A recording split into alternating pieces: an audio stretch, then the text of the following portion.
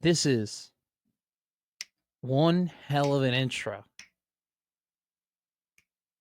A classy intro for the classiest man in all of Lincoln radio. We welcome in our dear friend, our number one seed, our belle of the ball, Mr. Stephen M. Sipple. Steve, Sip, how are you doing, my man? I don't know what to say. You introduced me with a little river band. Yeah, It's a banger. It is a banger. You're a banger. We're all bangers. We can all reminisce. Yeah, we'll go dancing in the dark, walking through the park and reminiscing. Well, do you know who's I've done all of them. Do you know who's walking through the dark right now? It's Fred Hoiberg and the Nebraska basketball program as they're trying to find their way to the NCAA tournament. Sip, is like, do you even think there's a shot they can run the table and do it, or are you kind of just calling the season an end? What now, Matt? I don't think they have to run the table. Sure, I mean, sure. I think if they beat Iowa and win, I think if they beat Iowa and won a couple in the Big Ten tournament, they'd be sort of back in the conversation. Maybe you have to win 3. So yeah, that's the combo, right? Is it 2 or 3? You think? Right. I don't know. I don't know, Yeah. but it's conceivable. It is. I've said it about this team a lot. Their floor is really low. Yeah. It is. It's kind of it's disconcerting how low the floor is. Their ceiling's pretty high too. So they're an odd team. It's kind of exhausting to follow. Yeah. But I would not put it past them to beat Iowa and then win a couple, and then you're kind of back in this. Okay, now what? Kind of conversation. Does it? What concerns you more about this program and Fred Hoiberg, maybe in particular? Is it the fact that this team isn't just? You can look at them and say, they're just not that talented, Steve, right? Like they just don't. They have Bryce Williams, who's a dude, and then they have Jawan Gary, who's a number 2. But after that, it's not all that great. Or is it more concerning of the fact that in January, Fred Hoiberg was talking about effort and identity, and now we're in March and he's still talking about the same thing? What's more concerning, the talent or the fact the message isn't getting through? The message. I don't mind the talent. I like the team. Okay. I like the size, and it's the type of team I like. Yeah. And I love Bryce. I love his game. And I like Gary. I love his game. Sure. So I think it's more. I don't know. That whole message discussion's it's complicated more so than ever in college athletics because of the way you put teams together. Sure. I think my guess is you'll see more of this type of thing. If you had guys I grew up at a time, I was following Nebraska basketball at a time where you got to know guys over a period of 4 or 5 years. Yeah. And the fans got to know them. So naturally the coach could probably get through to a Dave Hoppen, pretty well when he was in his 3rd year in the program, then his 4th year in the program. Life's changed a lot. So there's a lot. I mean, Matt, to be honest, it's not really those 2 things that concern me. What is it? And it's not even the thing that concerns me the most, and I rail about it, and I know people tire of it. It's just the exceedingly low expectations. Yeah. Like it's just and that's nothing to do with Fred. Fred has nothing to do with that. I believe that the expectations have started to drag the program back. The lack of expectation, where we do this thing where, oh my God, if they just win a game in the tournament, oh wow, big. Why is that? That is a discussion that drives me berserk. I know. I get it, and I know what people are thinking right now. Well, come on, that'd be the first step. Yeah, but it's always presented as this sort of this end all be all. Like, sure. No, everybody wins in the tournament. Like it shouldn't be that big of a deal. So, just the exceedingly low expectations. Let's talk about this because this is a fascinating discussion. And like you are the man to have it with. I feel like and correct me if I'm wrong. I feel like there's this ideology in college sports that you can only be a football school or you can only be a basketball school, right? You only get like one sport. Yet we've seen, especially this season, teams like Alabama, right? Teams like Michigan. Look at Florida, 06-07. Yeah, we've seen, and through the history, Texas have had really, really good basketball teams. Oklahoma's had really, really good basketball teams. We've seen teams be able to do both, be elite at football and be elite at basketball. What is holding Nebraska back from that? Why is it that those teams consistently look at Auburn? Auburn's a football school. They're the best damn team in the country. Why is it that those teams can have both, yet we have this idea and expectation that Nebraska, because it's such a football school, can't have elite success as a basketball school? There's no, first of all, that conversation has been over my head for years. Maybe I was in my 20s when I looked at it that way. You can have both. It's proven over many years in many schools. The only thing right now, and I want to be fair, I want to be fair to Fred. I want to be fair to the Nebraska basketball program. The only thing that you can concoct as a kind of an excuse is the NIL piece, the NIL component.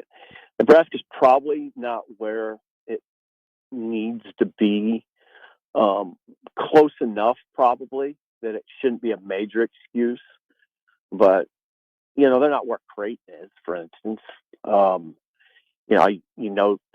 there's a Maryland booster that's giving $10 million to Maryland's NIL for basketball, and that's a problem for Nebraska. I mean, Maryland's in a beautiful recruiting area. It's fertile. True. Fertile. I mean, Washington D.C. area. So you could, if I were Dan and Troy Dan and the AD, I'd be looking at that.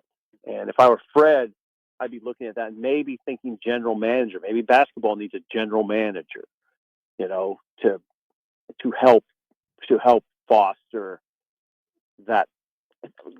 I guess if you're just getting down to it, to get more money. Yeah. If Nebraska, and I don't mind saying it to you guys on the radio, I know what the situation is. They're about a $2.7 million, $3 million NIL operation for basketball. Maybe if that was 5 to 6, we'd have a shot at a different kind of player.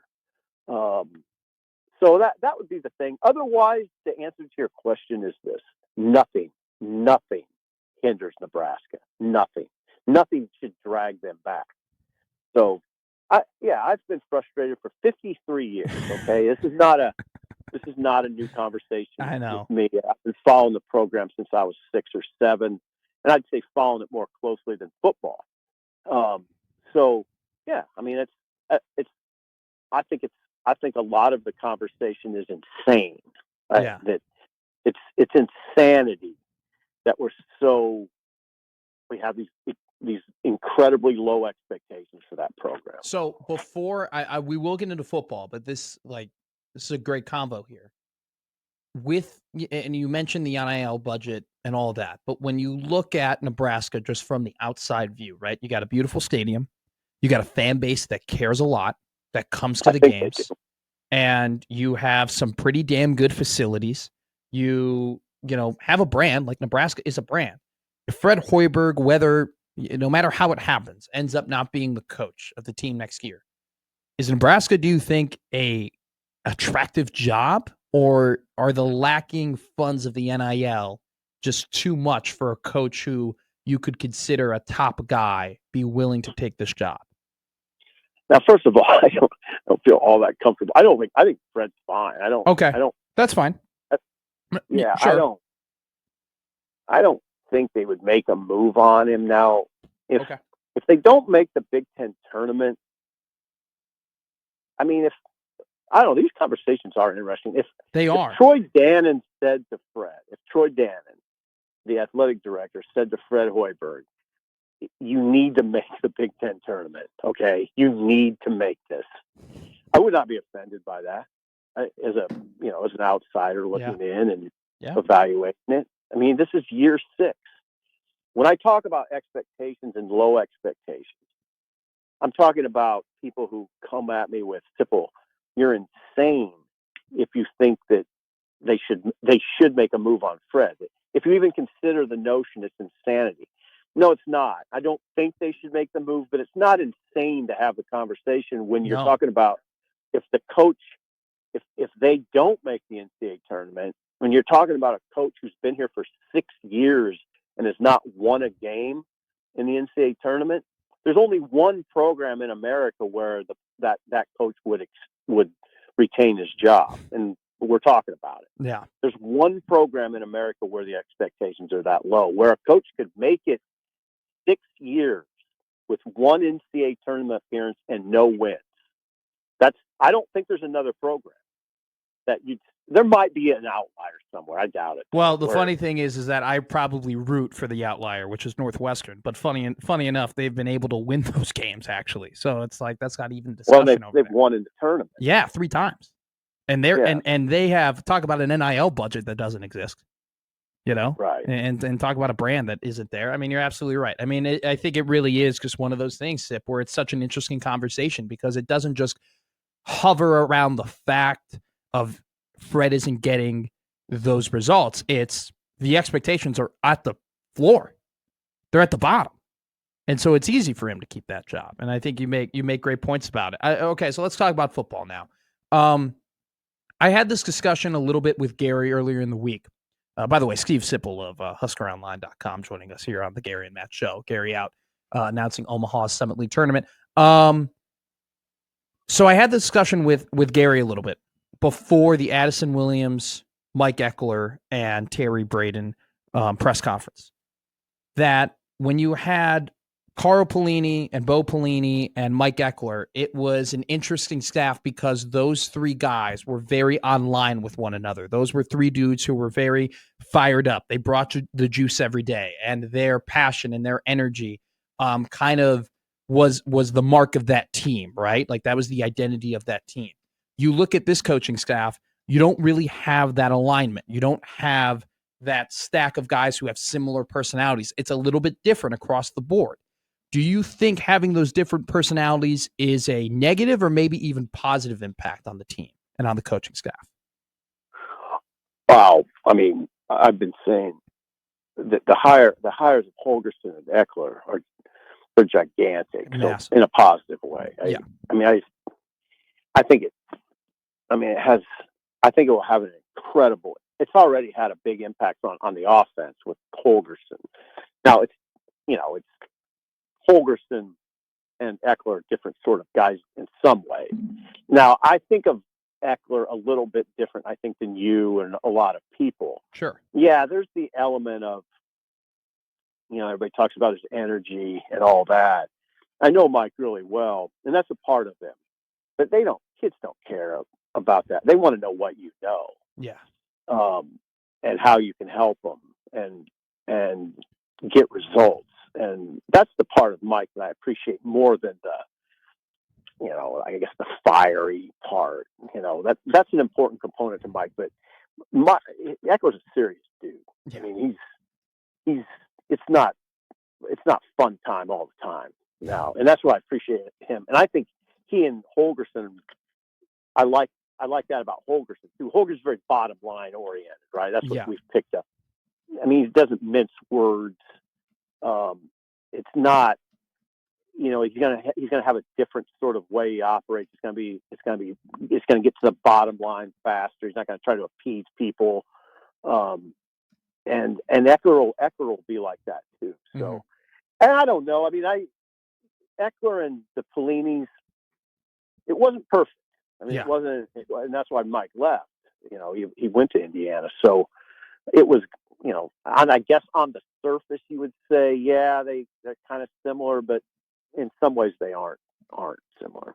Well, I think my biggest takeaway, and that was the first time I've ever been at a presser with Mike Ekeler. I know that you've been at plenty. It was incredible to see him because you hear about, the nickname Crash and the special teams coordinator and him having all this energy. But he borders that line of being sharp and knowledgeable and smart, but also being that kind of intimidating, high energy coach so well. Wouldn't you agree with that? Yeah, I would. I mean, I like him. Here's what I like about Ekeler at this point in his life. He's 53, and now he has a lot of results.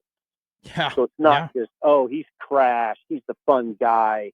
He has a big vertical leap on the sideline. Yeah, all that is nice. But what I like is that Tennessee averaged 16.5 yards per punt return. Yeah.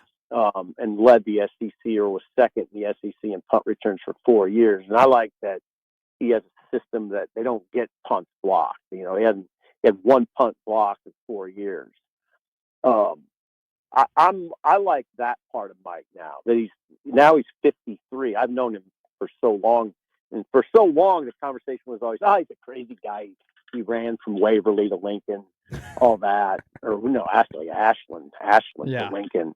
I actually had to get picked up, but I just he's crazy. Evolved he's evolved. He's evolved into one of the best special teams coordinators in America, and then he's also pretty fiery. Yeah. What do you think of Terry Braden's energy? It's good. I mean, I like it. It was interesting he and Ekeler were back to back, and they kind of brought a similar personality to the podium. And here's what it is. I mean, that's who he is. Yeah. It doesn't make Addison Williams any less coach that he went to the podium with a much different vibe. Like he was more dialed back, more cerebral. That it all comes down to just being who you are. Mm-hmm. And if that's who Braden is, that's beautiful. And I think it came through he's that guy. But it's okay that you're not that guy. That's what I'm trying to tell you. I agree. Yeah. I mean, you got to be. You're right. Yeah, you got to be who you are. I would probably be more. I'd gravitate more actually towards an Addison Williams. I don't need all the fire. But it's just a preference thing. But the bottom line is just be who you are. Hey, before we let you go, we'll get you out here on this quick little fun question because I know you like baseball. When you think of baseball and you think you're sitting down, it's a breezy day, put you at your favorite park, you're having a beverage of choice. Okay. What beverage do you think of when you're at a ball game? What is the go-to? What do you have in your right hand? I mean, the big thing I have is a pretzel. First of all, soft pretzel. Okay. So whatever goes with that, and I would say Bud Heavy. Okay. Wow. Okay. Yeah. But no light beer for you. You're on the heavies. Yeah, I like Bud Heavy. Is that a character thing or a taste thing? I'd say taste. Okay. I'm with you, Sip. I used to love me a Bud Heavy. Bud Heavy guy. Yeah, kind of what I came up on. I'm not a huge beer drinker, but okay, I like Bud Heavy. So a pretzel, but he's a hell and a Bud Heavy. You know what, Sip? We got to go to a baseball game together. It sounds like one hell of a time. It's a hell of a meal. Fun. That would be a good time. How much fun? That would be a little Lincoln Omaha conglomerate baseball game. We'll bring out all the celebrities. Go to a Salt Dogs game, or maybe even take a trip down to Kansas City in August. How about that? I'd probably. I don't know if we could coordinate all that. Oh, I can put it together. I do know y'all be there in August. We will be there in August. Yeah, that's true. So, alrighty, Sip. Sounds fun. Hey, thanks as always. We're rooting for you in the. You got to win this for us, by the way. We need one of our own to win this. I'm voting like no one's Twitter business. Tournament. Sip. All right, so we're on you. You're our favorite. You're our secretariat. Go win the race. Get some bots going for me. Will do. I'll pay for it. I'll pay for it. Absolutely. All righty. I'll talk to you, Sip. You have a good one. See you later. Stephen M. Sipple.